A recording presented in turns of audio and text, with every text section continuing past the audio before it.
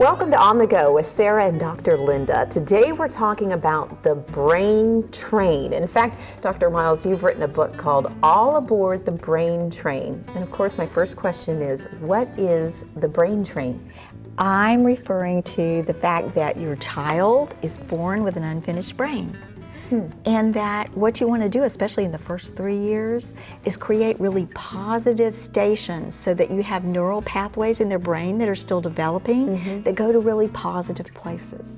So if they have a problem, you want to help them not just get lost in the problem, but start to look for solutions. Okay. To begin to get out of just having meltdowns and looking, you know what I mean, Sarah? Yeah, oh yeah.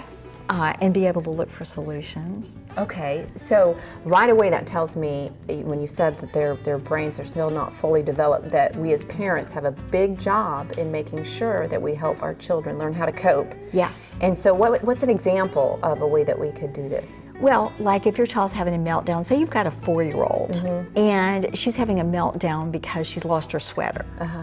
And so you try to focus her, well, honey, I wonder what we can do. Should we check with your teacher? Should we check in your cubby?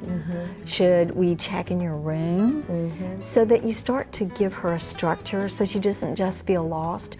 The worst thing you can do, Sarah, is to say to her, you shouldn't have lost the sweater. Or how could you do that? Because what you're doing then is training their brain to attack themselves. Instead of look for a solution. And you know, so many of us as adults go from a problem to attacking ourselves. Right. Like, how could I have done it? Instead of from a problem to a creative solution. And they probably learned that as a child. Yes. So bottom line, when it comes to the brain train in your children?